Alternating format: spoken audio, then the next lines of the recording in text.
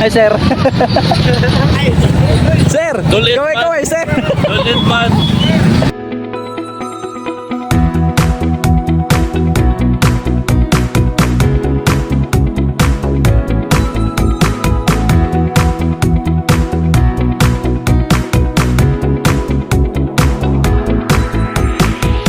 Asa man?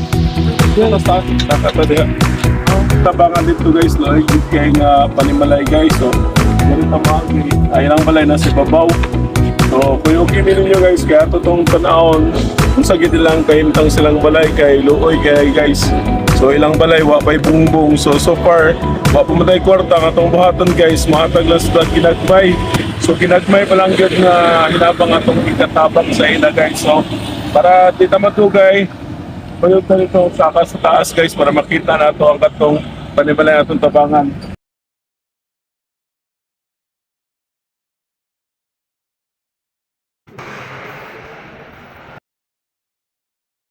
Guys, morning panimalay nga bunggingon.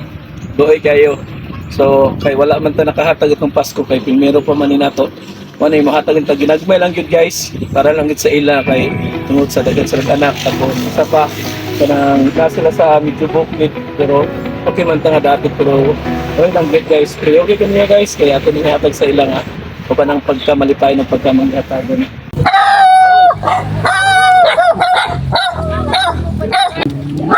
Good morning.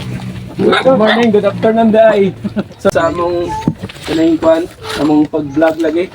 Sa mga vlogger mi ma'am, kanang na taga Baruboro sa pareha ra sa taga Barubong.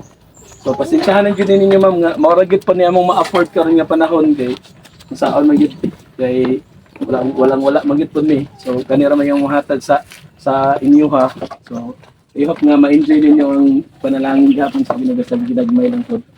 So, dawata ni ma'am, gikan ni sa Katsuyax TV. Salamat. O kanipod nga gamay grocery. Kinagmay-gagmay lang gud nga grocery.